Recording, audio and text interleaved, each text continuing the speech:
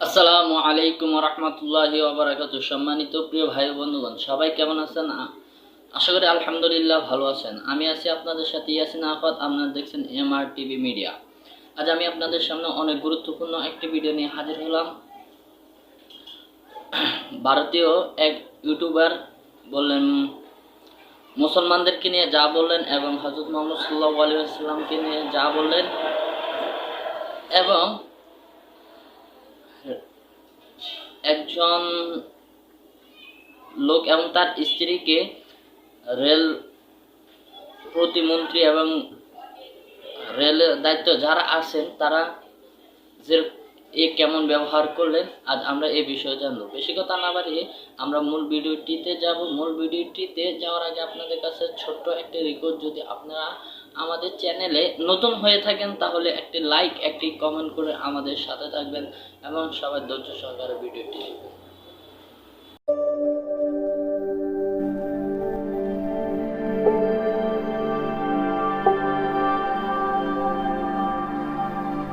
মানব জীবনে সবচেয়ে বড় অর্জন কি হতে পারে? প্রভূত অর্থ সম্পত্তির মালিক হওয়া, বিশ্বব্যাপী খ্যাতি ছড়িয়ে পড়া, কঠিনতম স্বপ্নগুলোকে পূরণ করতে পারা, এগুলোর কোনোটির গুরুত্বই কম নয়। কিন্তু আমরা যেহেতু মানুষ, তাই আমাদের জীবনের সবচেয়ে বড় অর্জনটি হলো একজন ভালো মানুষ হয়ে ওঠা। অযথা ধর্মের দোহাই দিয়ে ও ধর্ম অবমাননার নাম করে কাফেরদের ধন সম্পদ লুট করে বা তাদের মেরে আপনি ভাবছেন আপনি 72 হুর বা জান্নাত পাবেন? এটা নিয়ে কি আল্লাহ বলেছে? এমন একজন মানুষ হিসেবে নিজেকে গড়ে তোলো যার নিজের ব্যাপারে মনে কোনো খেদ থাকবে না, আবার অন্যরাও নির্দ্বিধায় বলে দেবে, হ্যাঁ তুমি একজন ভালো মানুষ। নমস্কার মিত্র, সকলে কেমন আছেন? আশা করি ভালোই রয়েছেন। এক মুসলিম যুবক মুসলমানদেরই সম্পর্কে কি বলছে। आज के चरणों में आनी चाहिए और इसके अलावा किसी भी मुसलमान पंथ या किसी भी मुसलमान प्रवक्ता के पास ऐसा कोई भी मार्ग नहीं है। मैं खुद एक मुसलमान होके आप सभी भाई बहनों को ये बताना चाहता हूँ कि जितना भी मैंने नमाज पढ़े, मुझे पता है नमाज में क्या पढ़े, नियत बांधते हैं उस अल्लाह ताला के बारे में, फिर बोलते हैं सना सुबहानक अल्लाहुम्मा व बिहम्दिका व तबारक अस्मुका। इसकी हिंदी निकाल के देखो, आप इसकी हिंदी निकाल के देखो, उसमें आपको कहीं भी नजर नहीं आएगा कि आप किसी परमात्मा की प्रार्थना कर रहे हो, क्योंकि ये प्रार्थना है ही नहीं, आप तो आदेश दे रहे हो। मैंने एक हिंदी निकाल के देखा, अल्हम्दुलिल्लाहि रब्बिल आलमीन अर्रहमानिर रहीम मालिक यौमिद्दीन इय्याका नअबुदु व इय्याका नस्तईन इहदिनस सिरातल मुस्तकीम सिरातल लजीना अनअमता अलैहिम गैरुल मगदूबी अलैहिम वनद्वालिन आमीन। ये प्रार्थना हम शुरू में पढ़ते थे, बट इसका कोई मतलब ही नहीं निकला। क्यों नहीं निकला? क्योंकि इसमें कोई प्रार्थना की चीज है ही नहीं। हम तो आदेश दे रहे हैं कि ए पैगंबर तू वहां जा, तू फलानी जगह, तू ये काम कर, तू ये काम कर, ये तो हम एडवाइस कर रहे हैं। पर हम प्रार्थना, हमें एक प्रार्थना करनी है, हमें नमाज का मतलब समझना है। नमाज चीज क्या है? नमाज का मतलब जो है परमात्मा बताते हैं कि नमाज का मतलब होता है कि अरदास लगाना, अपनी प्रार्थना लगाना, नित्य नियम करना। हमें 5 टाइम की नमाज दी है, फजर, जोहर, असर, मगरिब, ये 5 टाइम की जो नमाज दी है, पर आज लग हमने नमाज कौन सी सच्चे दिल से पढ़ी?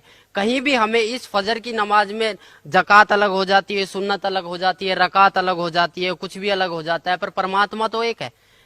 हम पैदा होते हैं तब हम हिंदू होते हैं, और जब हमारी मुसलमानी कर दिया जाए फिर हम मुसलमान बन जाते हैं। ऐसा क्यों? अगर मालिक मुसलमान ही बनाना था तो वो जो मुसलमानी होती है वो ऊपर से ही क्यों नहीं बना के भेजी? इसका कोई जवाब है?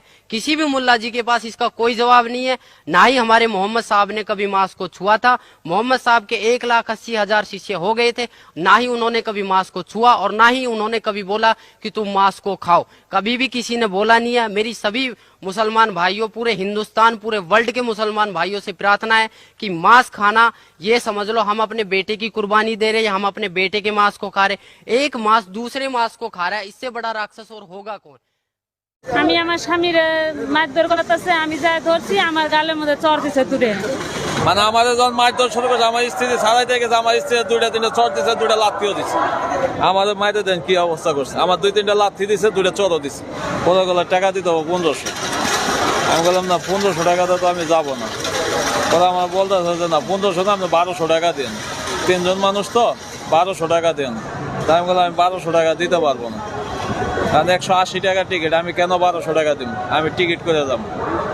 দেখে কয়ে বলে গেছে গা। তারপরে আমি আবার সামনে স্টেশনে নামে আমি 3টা টিকিট নিয়েছি 180 টাকা করে।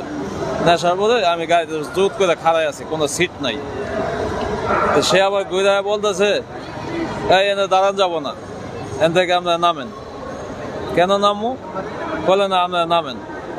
তা আমি আর কোনো কথা বলি নাই, না বললে টিকিট ছিল, তা আমি আর কোনো কথা বলি নাই। পরে আবার 3টা মহিলা উড়াইছে 500 টাকা দিয়ে। উড়ানে মহিলারা বলতেছে 500 টাকা দিলাম, কোনো সিট পাইলাম না, টিকিটও দিল না। তাই আমি বললাম তাহলে আপনার টিকিট ছাড়া কেন চললেন? পরে আমার বলতেছে আপনারা নামেন। আমি কেন নামবো? আমরা টিকিট করছি। বলে না নামতে কইছি, নামেন। আমি বললাম না, আমি তো আপনার গাড়ি চড়ি না, আমি তো সরকারের গাড়ি চড়ি, সরকারের টিকিট করে আমি গাড়ি চড়ছি। এই কথা বললাম, আমার সাড়ে কলার ধরে টাইনে নামাইতেছে। পরে আমার ওয়াইফে ছাড়াইতে গেছে, আমার ওয়াইফে 2টা চট দিছে। আমাদের মাইতে দেন কি অবস্থা করছে, আমার 2-3টা লাথি দিছে, 2টা চটও দিছে। এটা আপনার ওই অ্যাটেন্ডেন্ট বাবুল, টিটি বাবুল, গ নম্বর বগি, এসি বগি, ব্রহ্মপুত্র এক্সপ্রেস। আমি আমার স্বামীর মারধর করতেছে, আমি যা ধরছি আমার গালের মধ্যে চর দিছে দূরে ওই টিটি। মানে আমি বলতেছি যে আমার স্বামীরা ছাড়বেন না কে, মানে ধরে টানতেছে। তখন আমি বলছি যে ছাইরে দেন, ছাড়ে না, না ছাড়ার পর আমি অনেক মানে হাত ধরতেছি। আমার কি করছে, ওরা ধরা বাদ দিয়ে আমার গালের মধ্যে দূরে থাপড় দিছে। সবাই বলতেছে যে কে আপনি মহিলা গায়ে হাত দিতেছেন কে, আমার এই অবস্থা করে মারধর করছি। এটা তো হয়েছে আপনার পড়ায় 8টা-9টা দিক থেকে। এই যে আমার টিকিট, এই যে দেখেন।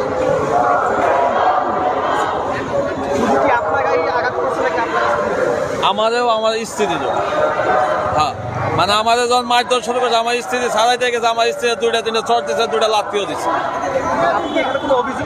আমি অভিযোগ করি না। পরে আমি 3 লাইনে ফোন দিচ্ছি, আমারও বলছে যে আপনাকে মানে আপনি আছেন কই? আমি বললাম যে আমি ময়মনসিং আছি। বলতে তাহলে আপনি ময়মনসিং ওই জেএসবি থানায় যান। আমি বললাম যে গাড়ি ছাইড়ে দিচ্ছে, আমি তো যাইতে পারবো না, তা আমি আপনার ঢাকা আসি। তাহলে আপনি ঢাকা আসেন, আমি পুলিশ পাঠাই দিতেছি। ওরা পুলিশ পাঠাই দিছে। পাড়ায় দেওয়ার পর পুলিশে বলতেছে যে ভাই যা হবার হয়ে গেছে, এটা আপোষ করে দেয়। আমি বললাম না, আমি তো 3 লাইনে ফোন দিয়েছি, আমার স্যারে যাইতে কইছে, আমি অফিস বন্ধ যাম। ওই আমি 1200 টাকা যে হের কাছে টাকা দিলাম না, কেন টিকিট করলাম, এই কারণে আমার মনে হয় থাপ্পড় আর মারটা দিচ্ছে। আমার বারবার হুমকিও দিছে যে তোরা কমলাপুর যায় লই। তারপর আমি কমলাপুর আইছি, আমার কমলাপুর আটকাইছিল। পরে ওদের এক স্টাফে আমার ছাড়ে যে আপনি জানগা। তার জন্য আমি টিকিট কেন করলাম, তাদের টাকা কেন দিলাম না, সেই জন্য মনে করেন আমার আটকাইছে এবং মারধর করছে। এই যে মায়ের আমার কি করছে, শার্টের বোতাম সব ছিঁড়ে হালাইছে। আমার নাম হলো মানিক, আমি মনে করেন ফতুল্লাহ রেল স্টেশনে মাছের ব্যবসা করি।